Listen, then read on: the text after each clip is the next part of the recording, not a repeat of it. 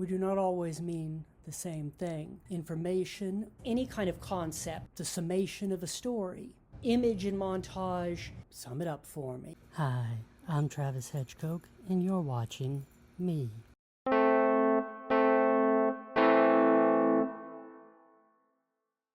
Much is made of story structure, but what is story structure? There is the Aristotelian structure, which is essentially beginning, middle, and end. When we use the term plot, we do not always mean the same thing. Sometimes plot means the summation of a story, the general pitch. Sum it up for me. Sometimes plot means the way a story is told, the organization of the information or the chronology of events. For example, Aristotle's three-act structure may have 5 parts to it. It may have a prologue and then an ode, and then following to the middle section would be a series of episodic events leading towards a commentary which climaxes with an exodus. That's three-act structure the Aristotelian way.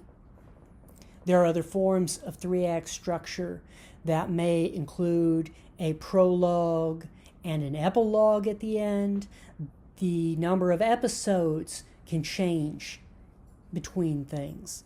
A three-act structure as applied to, say, a television sitcom, by necessity has commercial breaks, unless it's a sitcom that's not made for a broadcaster or streamer which has commercial breaks.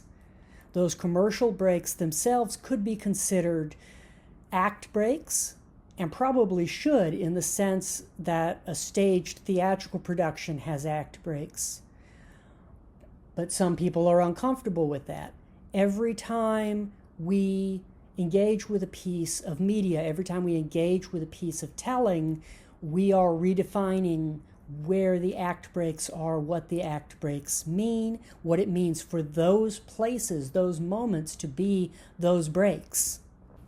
Carl Jung's hero's journey, which is often misunderstood as prescriptive rather than descriptive, has the hero refusing their call to action, the hero meeting a goddess, the hero reconciling with their father or a father figure.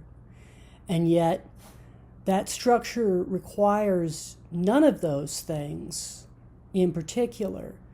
Like the stages of grieving, those elements may be present in some order, in some form. Every story you've ever heard or read or encountered has been retold, and every story that you have ever encountered was not told in the order that it was told. It was not created in that order.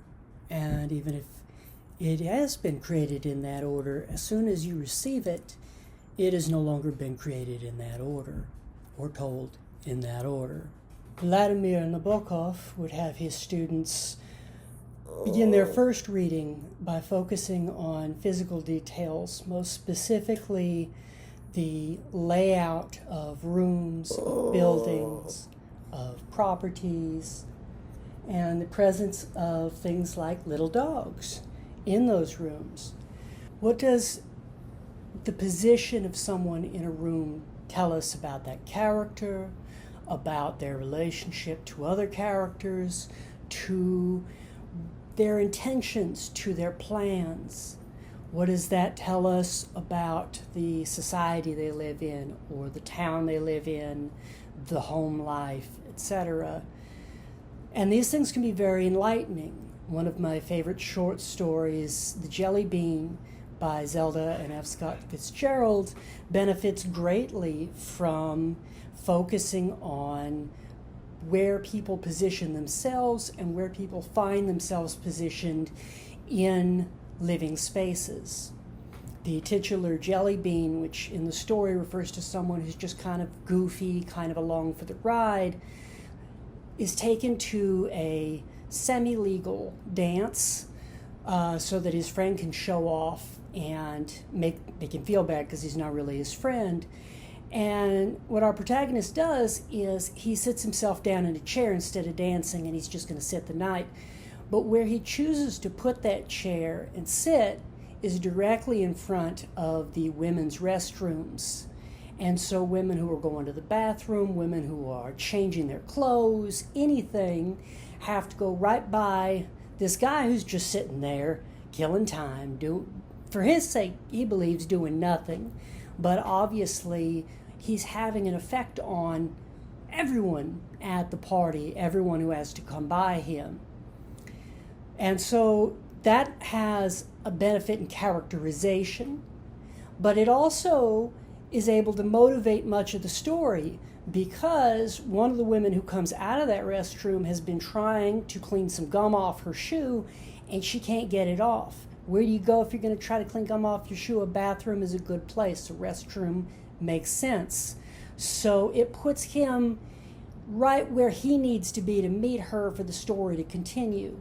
So plot itself can sometimes be motivated or structured around where a character sits, where a character stands, what door a character is going to enter or exit through, where a character is going to find themselves comfortable or find themselves uncomfortably placed.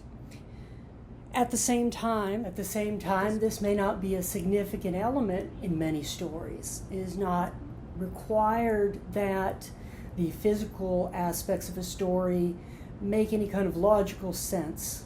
We have to remember that all stories are simply stories. They are not predictions of events. They are not really maps of events. They can be models of events, but models don't have to be to scale, right? A map should be to scale for it to be functional. So the fact that sitcom apartments like Jerry Seinfeld's don't make sense physically, that the map does not make any kind of logical sense for a New York apartment, does not impede any single episode, does not affect any of the jokes at all. We talk of 3 acts, of 4 or 5 acts, of 1 act, and yet a 3-act can be broken down into 4 parts, 5 parts, 7 parts. A 1-act is by its essence 2 parts at least. We say that Western or European narratives are often based in a 3-act structure, and that Asian narratives, particularly Chinese and Japanese narratives, are structured in a 4 or 5-act structure. But we can apply either of those to virtually any narrative, any telling of anything, and find some way to make it work. Largely, those act structures, when you remove them from a theatrical situation, and in a theatrical situation, the act structure is based on actual breaks in the telling, actual pauses in the telling. When you remove them from that theatricality, when you remove them from live stage theater, those act breaks can be made to apply almost anywhere. Every audience makes those connections fresh every single time. That bubble of narrative, that bubble of information, which comes with prior knowledge, pre-knowledge of other stories, other tellings, other versions, affects every rewatch, every reread, every fresh watch or fresh read we have of something as we bring in this cachet of prior information. There is a famous case with David Franzoni, who wrote films like Jumping Jack Flash and Amistad, where he said that when he's been questioned about where are your act breaks in this so that a director can know how to pace things, or because a producer heard about act breaks and wants there to be act breaks, that he would just flip to a page, tell them that's the end of Act 1, flip somewhere else, that's the end of Act 2, and then you have Act 3. And at least on one occasion, he has been told those are the greatest, most succinct act breaks they have ever seen a screenwriter put into a screenplay, and lauded him intensely for what was really bullshit on his part. But we have to accept that that bullshit isn't completely BS, not completely blue sky, because, again, act breaks can be placed almost anywhere, and they should work. You should be able to justify saying these are your act breaks pretty much at the end of any scene and kind of in the middle of any scene. Jean Rollin, in his film Requiem for a Vampire, doesn't have dialogue for 30-something minutes at the beginning because purportedly he was suffering from writer's block, he was depressed, perhaps more than depressed, and to try to work himself out of it or inspire himself, he wrote a list of scenes, of images, of ideas that he would like to someday put into some kind of film or some kind of art. And then he just took that list as it was written and he shot it in order. Robert A. Heinlein made it clear that he wrote Stranger in a Strange Land in 3 distinct periods, 3 distinct time periods, and that those do not reflect the 3 sections of the novel. It is a mistake to think that structure in the sense of sections of a novel or acts in a story are when an author has stopped or started. It's possible, but it is highly unlikely. Every story you have ever encountered, every narrative you have ever experienced has been relayed and relayered. Whether an author or an artist or a director has done this, or a distributor, a publisher, someone republishing, someone redistributing. Continuity in storytelling, in the presentation of a narrative, be it a novel, a film, a short story, a song, a painting, an idea, an imagination within your own head, is constantly both working and failing to work. In fact, some of the failure allows it to work, and some of the work allows it to fail. There are famous situations, famous scenes in films, in television, where continuity has technically failed, but the tonal continuity, the tonal engagement is so strong that we don't mind if, say, in the James Cameron film The Abyss, a hand comes up and wipes the camera clean during an intense sequence. We don't notice in an episode of X-Files if we're laughing or thrilled or otherwise emotionally engaged and enmeshed within the story and the world, if a hand comes out of seemingly nowhere, a hand which should not be there, and gives Mulder a stake he can run off screen and try to kill a vampire with.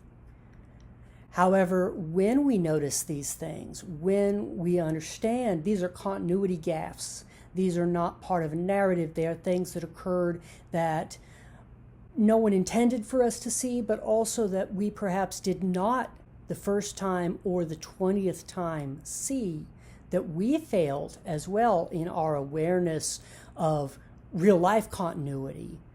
We may experience anxiety, we may find it humorous, we may find it exciting, we may find novelty in it and begin to look for other breaks of this same kind.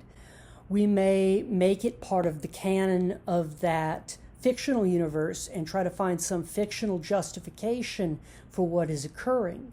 For example, the scene in The Abyss, someone told me that they saw that hand come across the screen and they assumed it was some sort of hallucinatory effect because the characters are so worked up, so anxious, and about to possibly die that they saw something impossible or something unreasonable, and that it was meant to heighten that effect within the audience, that we were meant to feel a heightened sense of irreality and anxiety by this unrealistic in the situation occurrence.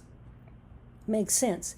In something like the X-Files, maybe a hand does come up and hand molder things, and they're so enmeshed in their world, they're so concerned with their situation, they don't even notice this completely bizarre thing occurring because they're caught up with other bizarre things. And in that scene, Mulder's on drugs. He's, had some shrooms, and he's singing songs, and then he's running after a vampire in this little hick town in Texas. So we can make it part of the canon. We can make it part of that universe if we want to, which goes back to our ability to make anything part of the pacing, part of the structure of a story. We can restructure a story, and our brains have to restructure stories.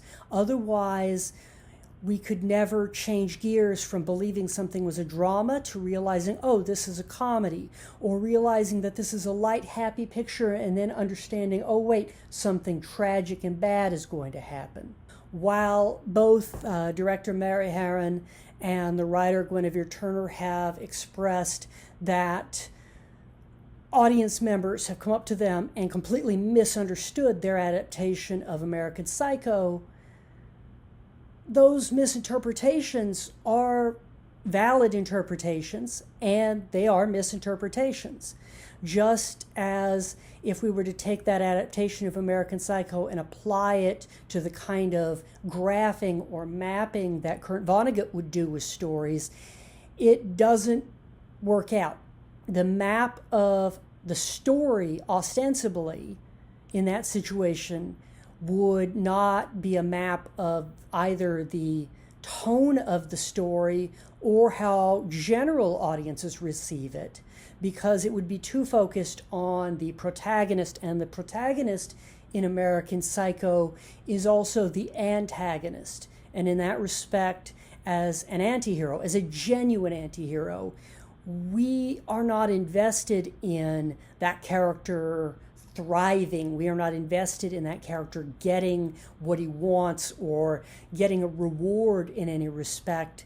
The anxiety and uncertainty with which he is left, and with which audiences are at the moment left, is the reward for us. That is the thriving for us as an audience. Every story, every narrative that is produced by human beings has not been made left to right, right to left, down to up.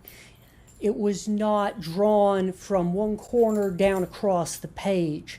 It was not shot from the first image to the last of the credits. It was not written from the first letter to the last punctuation, or the last punctuation to the first letter. We layer our stories. We relayer our stories. That's human nature. That is the creation of art.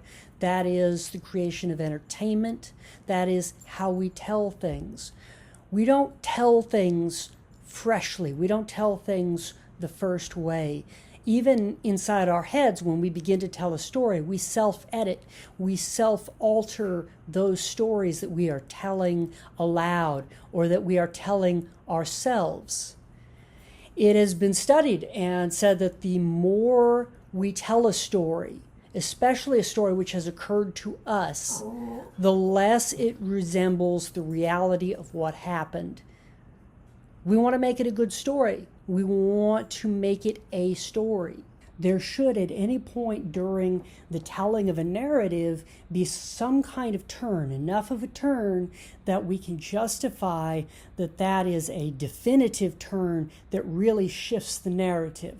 If you're not having those moments in a narrative, what's narrative about it? I recently came across someone referring to the plot of the film Terminator as flawed because it kills characters too early in the film that they like. And there's several points there.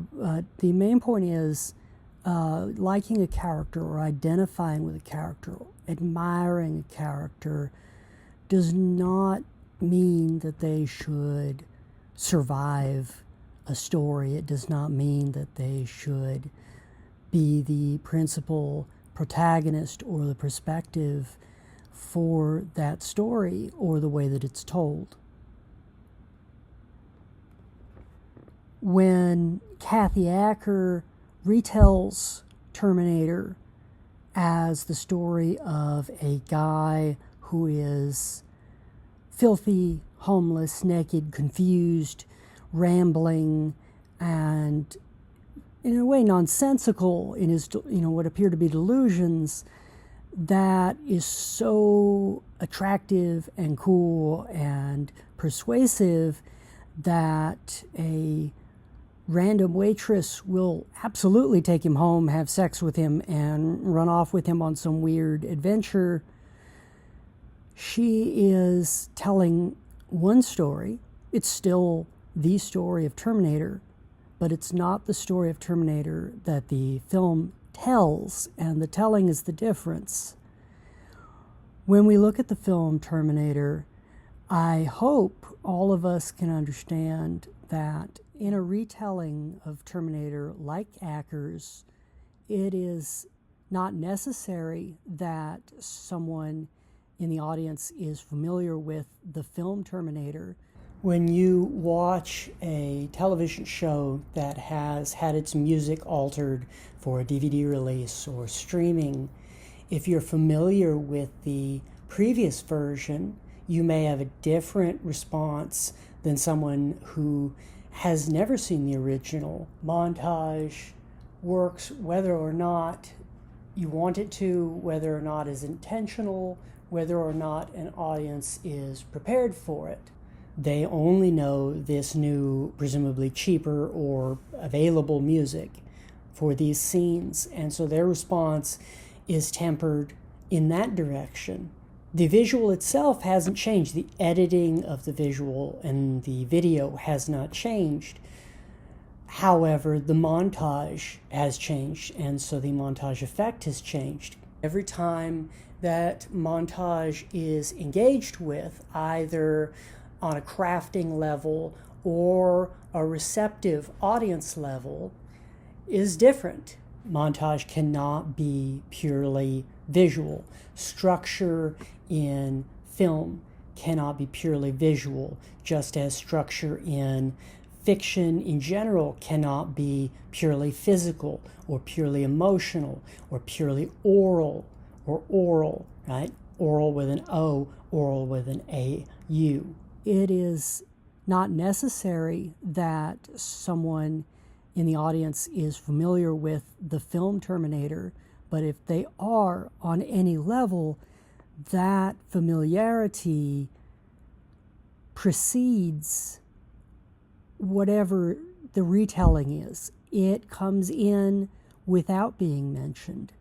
There is, in essence, a bubble that forms as soon as Acker's version begins to be told, which gives us whatever we know about Terminator, whether that be the original film, the sequels, any of the sequels. If we just know the general idea, if we have an iconic image in mind, even if that iconic image is not correct to one of the films, but comes from a parody somewhere, all of those things exist in this bubble which cannot be timed or sequenced within the retelling of a Terminator which exists outside of any version, outside of any telling, in both general awareness and our individual generalized awareness.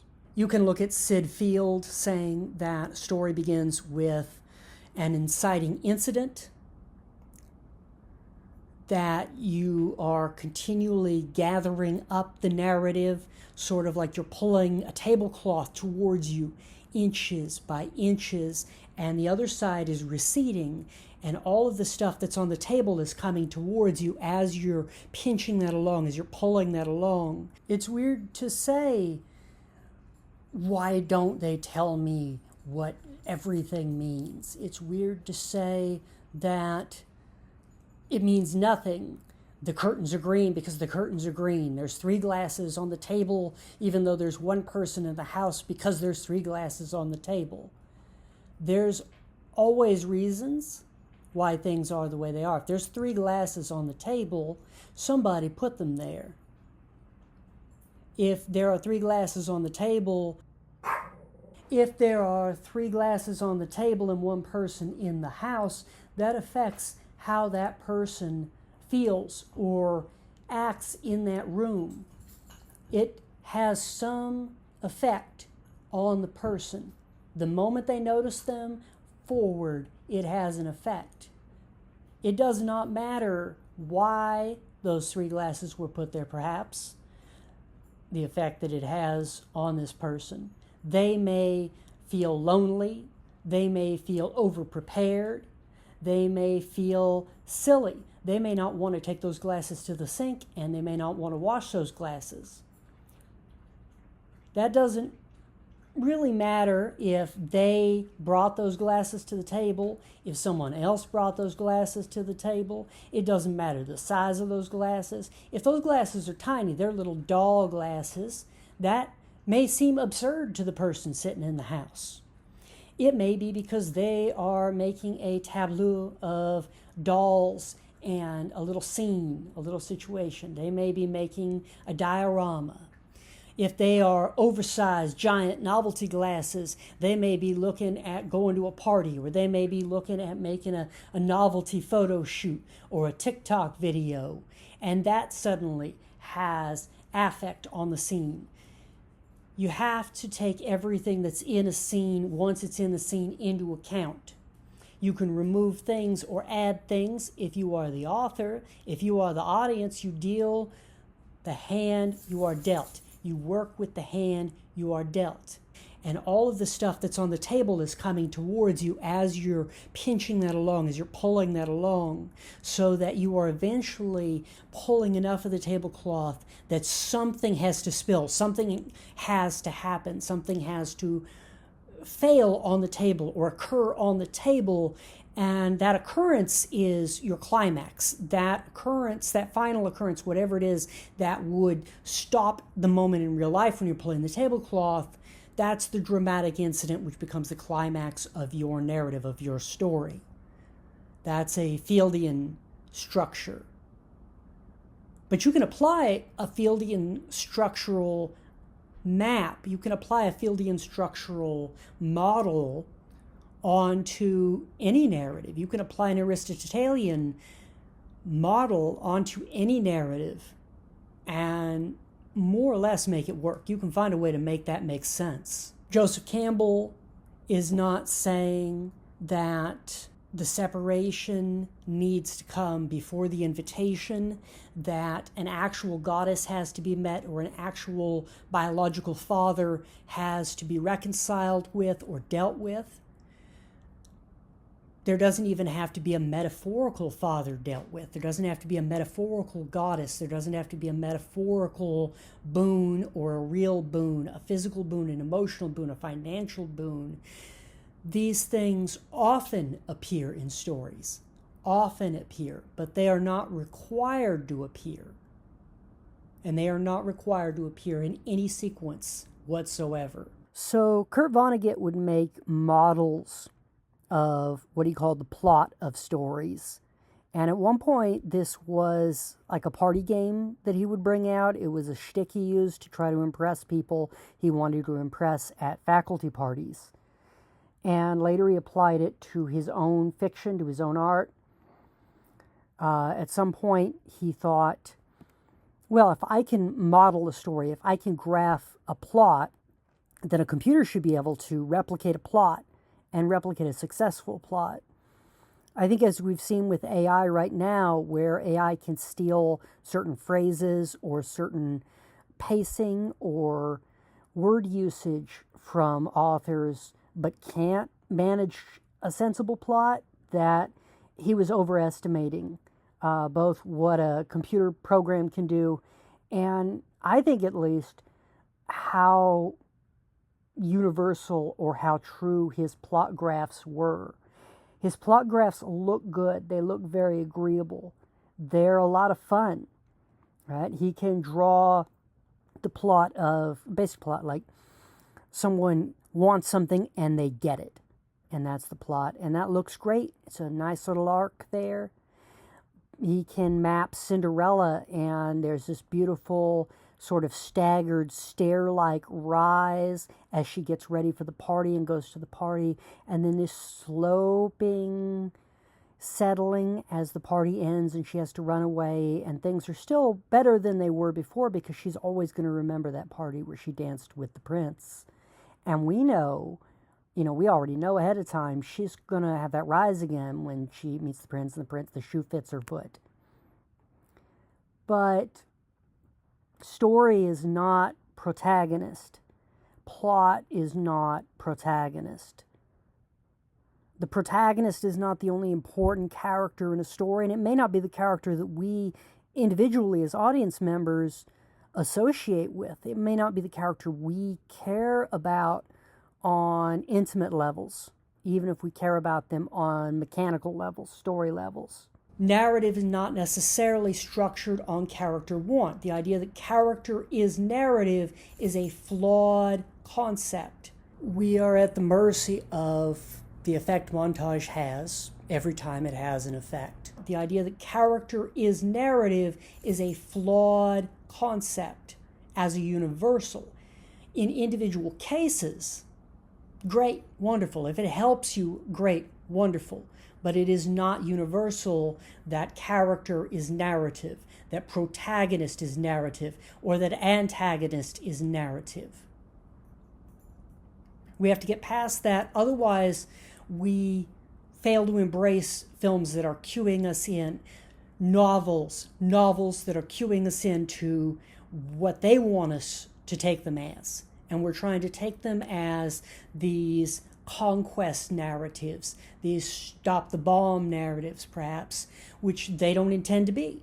Some narratives are experiential. Some narratives are quest narratives, which are conquest narratives. Some narratives are pilgrimage narratives.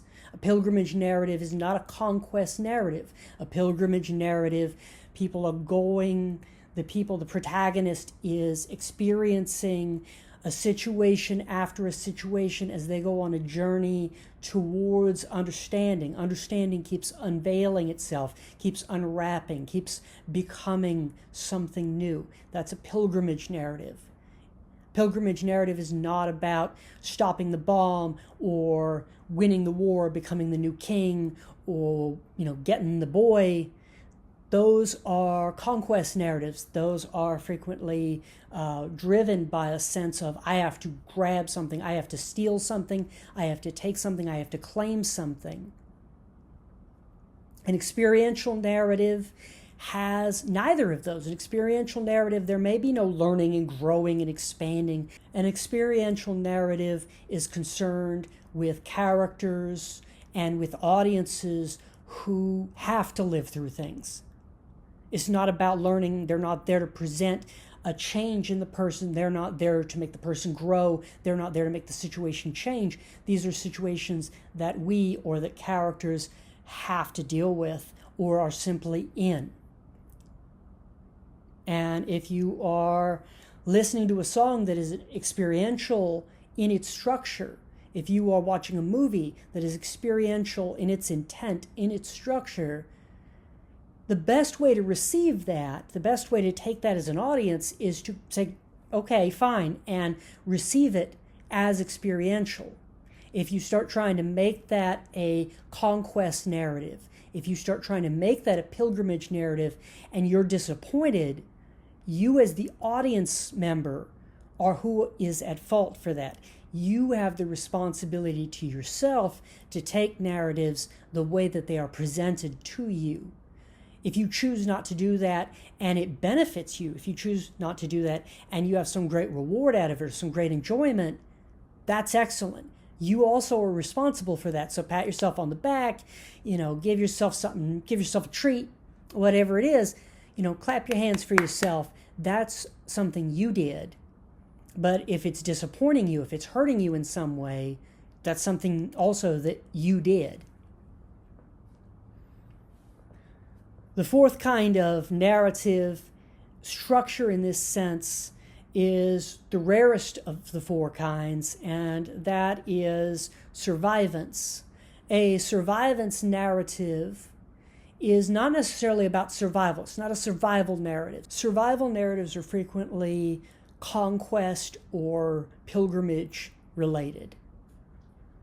A survivance narrative, on the other hand, has to do with individuals or cultures which are at continual risk on a level greater than the protagonist, greater than the individual. That this story, this situation will not reconcile at all. Those are survivance narratives. Survivance narratives require a continuation of a cultural presence or a subcultural presence that is beyond what the individual has to deal with in immediacy. However, to make it easy on ourselves and to make it easy to present to others or to use as the skeleton of a screenplay or a novel or a comic book, these things are taken as requiring a particular order, requiring a presence of each beat, each of those identified concepts or moments, but they're not. Story is not character, character is not place, place is not pace, pace is not tone, tone is not plot, plot is not arrangement, arrangement is not moral. In a very conscious and often deliberate way, structure is a kind of friend or co-audience member who spoils things for you. And that co-audience member is cueing you. You essentially watch structure, although you're not just visually watching. You are aware of structure in as much as you're aware of the person sitting with you in a room or in a theater, or people who've talked to you about a book before, people who have talked to you about a magazine article before, so that you sort of know how you're supposed to respond to this. And this is how we change our mind about a movie. If we're watching a movie and we think it's going to be a drama and suddenly we realize it's a comedy, we trust that it's a comedy. Once we perceive that it's a comedy, we trust that a movie we thought was going to be a quiet drama is actually an action movie with a bunch of explosions and loud sounds. Structure can find its way into all tellings, not just fictional tellings, but what are called nonfiction tellings, which are themselves fictional tellings. Narrative is absolutely present in what is called non-narrative film. And non-narrative film or non-narrative entertainment frequently can mean different things depending on who is talking, who we are taking the perspective of. There are things that can kick it off for us and make us feel comfortable with perceiving a piece in a different way than we initially were prepared to receive it. And that is largely thanks to structure. That is largely thanks to how a movie is shot, how the camera is positioned or moves, how a painting is tinted, colors or light or dark can give us cues as to how we're supposed to respond to the story of a painting, to the implication and tone of a painting. Andy Griffith's version of Romeo and Juliet has William Shakespeare's version of Romeo and Juliet as that bubble. She says, Romeo, Romeo. She says, wherefore art thou, Romeo? And he popped up and says, I'm right here. We understand Romeo and Juliet, at least on a basic descriptive level. We have a general idea of it. If you didn't have a general idea of it, the jokes in the Andy Griffith version become very different, even though the majority of the jokes in the Andy Griffith version are not dependent on the narrative of Shakespeare's version. They're not dependent on a play-by-play or moment-by-moment familiarity with the William Shakespeare play. That is in itself a kind of montage. What he done, he got her by the hand and started to take her out in the yard. And we'll never know what it was that there's going to do out there. Although we don't think of it traditionally as montage, bearing in mind that image in montage is any kind of concept, any kind of idea or presentation, that layering occurs asynchronously, that layering occurs non-causally. A song like You Are My Sunshine carries with it multiple narratives. Those are tonal and those are causal narratives. The primary narrative, the narrative to which we are cued at least and often trained to, is that it is a happy, blissful song about desiring someone, about love, about happiness, and we feel like that happiness will be accomplished by the end of the song, or that there's a promise in the song of this happiness. When we look more closely at the narrative of the song and how the song is addressed to who is it addressed to, You Are My Sunshine becomes a frightening song. You Are My Sunshine becomes the song of someone, protagonist singing to someone else or talking to someone else they do not really know, that they have not formally met in many versions. Someone they are telling directly, I know you're getting married to somebody else. I know you don't know me, but I love you. And if you don't love me back, if you don't marry me, then you're going to regret it for the rest of your life. And in a situation like that, the implication is the rest of your life. When you tell someone they're going to regret something for the rest of their life, and you're declaring like total love or obsession with them, it carries with it a threat of death, right? It carries with it a threat of grave injury, of revenge, of murder. So You Are My Sunshine, in a way, is a song about murder. It's a murder ballad. It's a song about proposing grievous bodily harm to someone if they don't do exactly what you want. The story of Lady Godiva at some point required the addition of someone who looked upon her as she rode naked through the town. They gave him the name Tom, and now we have the idea of the peeping Tom. We have the phrase, a peeping Tom. The song You Light Up My Life, beloved by many, many people around the world, was written originally, and the film adaptation was written and directed by someone who later on in life was arrested for many counts of rape and assault and blackmail and coercion and other abusive crimes. Before they could go to court over these, they committed suicide. If you know that, then that also is present in the song. It becomes an integral part of a song which otherwise may seem in earnest, otherwise may seem a song about love and truth and happiness, but with that information in the narrative becomes a song about a liar, a song about someone who can lie and say, I love you very convincingly, or I'm happy to see you very convincingly, but there's other things going on. It has been said that Andy Griffith once played a venue where the KKK showed up and were very clear about, we don't want you performing certain comedies, certain sketches, because you make white supremacists look like yokels, you make racists sound like idiots, and we don't want you performing certain dialects because we believe those are inferior or ethnic dialects. And one of those happened to be his William Shakespeare sketch. So Andy Griffith went up on stage and he shot straight into the William Shakespeare sketch. And They, at some point during the performance or after, dragged him out and they hung him up to lynch him. Somebody rescued him, and he went back to that same place and performed a year later or however long later, and several times after.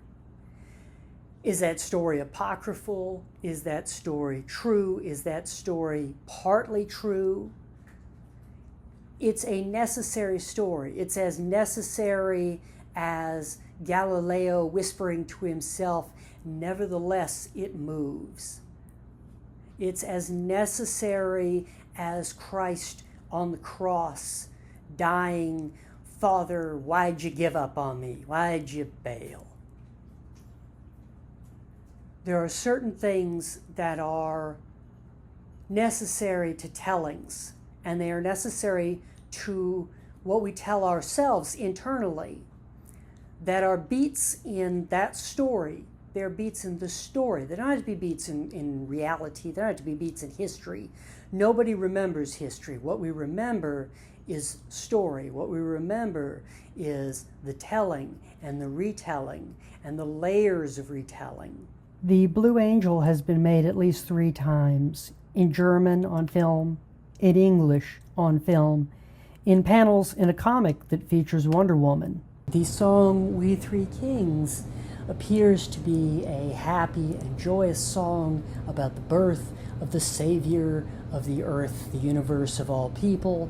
At the same time, We Three Kings is inherently a reminder of death, of sacrifice, of failure, or at least seeming failure, as what the kings bring in the song, in the stories, in the legend, are items which serve metaphorically Jesus throughout Jesus' life, including something for embalming, something for after he has to die. Any form of presentation, any form of telling or showing is montage. Any form of telling or narrative or showing is essentially the same base thing. Something like non-narrative film has a structure which should clue us into the fact that it is quote-unquote non-narrative, that it is not meant to follow a traditional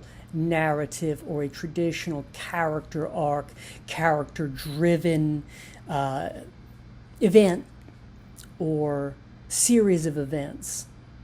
The problem is if we as audience get so locked in that we don't want to listen to, we don't want to pay attention to what structure is trying to spoil us to. And that's times where you see people say, I didn't like this short story because even though it's intended to be a tragedy, it's tragic. Or I did not like this movie because I was watching it and I was laughing all the way, and I don't think that they wanted me to laugh at it. Symbols work best when we take into account that they are dependent on everything around them, including us. Symbolism as a movement was predicated on symbols not representing one thing or another thing, that symbols are not signs, that symbols represent a multitude of things, that they reflect and resemble and define and clarify and intimate a multitude of things to all of us and to each of us in several different ways at several different points. But sometimes symbols are signs. When you look at the blind horses in hell in C.L. Moore's The Black God's Kiss, or you look at the white horse that is sort of ghost-like and present in Rob Zombie's Halloween 2, those symbols are signs. And the sign points to, what the sign points to is, we don't know. They're not meant to represent or to elicit any particular thing to us, or to the filmmaker, it appears, or the writer, the fiction writer. They don't appear to be symbols in the sense that we're going to figure out sometime what those mean for us. It doesn't really matter what they mean for us. What matters is what they mean for the characters in those scenes. What matters is what they do to the characters in those scenes, and those characters are not telling us. Unless a filmmaker or an actor or someone really tells you that they want you to laugh at this or they don't want you to laugh at this, you have no way of knowing if they do or not.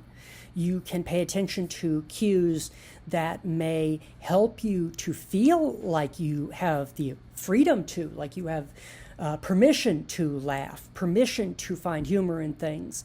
But even if you don't have that kind of permission, even if you don't know, if a filmmaker tells you, oh, I mean you to laugh at this, or I don't mean this as a comedy, you don't know that they're being honest. And there are many good reasons to be dishonest. Some are to disarm an audience, some are to disarm critics or to disarm censorship. And so you have to give yourself permission. You have to give yourself permission to respond to a film, to respond to a movie, to respond to a book, to respond to a documentary, to respond to a comic book over whatever the makers of it have said, or over whatever the tone feels like was intended. Sometimes it's about us and whether we, at the end of this story, at the end of this piece of entertainment, are happy. Are we enlivened? Are we enriched in some way? Are we satisfied? And that's far more important sometimes than whether or not a character is, whether or not we, when we stop and think about it, believe that a character is. Irony is old. We have to accept that irony exists. We have to accept that satire exists. We have to accept that these are satisfactory, and that we are at a point in, human culture in general, world culture in general, where irony and satire do not need to be separated and distinguished so that this is a satirical story, this is an ironic story. Ironic beats could occur in any entertainment, in any form of narrative. So what we see then is that if you were to graph one of these out in any form, if you were to use the Vonnegut method to graph a story, and you don't believe that it's just the protagonist's story, if you believe that other characters count for our emotional reception or our psychological reception, our economic reception, our tonal reception, then you have to map the story also with those characters. You'd have to map the story and then layer on another map and then layer on another map so that the graph, so that the map, the model that you're making expands out not only up and down and across, but also three-dimensionally into depth. As both audience and as filmmakers or writers or painters, etc., we have to be willing to accept the things that come into the work that were unintentional or that are uncontrollable or that someone else has control over, and that those will have an effect. We have to embrace that, because if we do not, then everything we produce is irrevocably flawed, and we take the responsibility for the flaws onto ourselves, and it is neither the artist or maker or the audience's fault. There isn't necessarily a fault in those situations.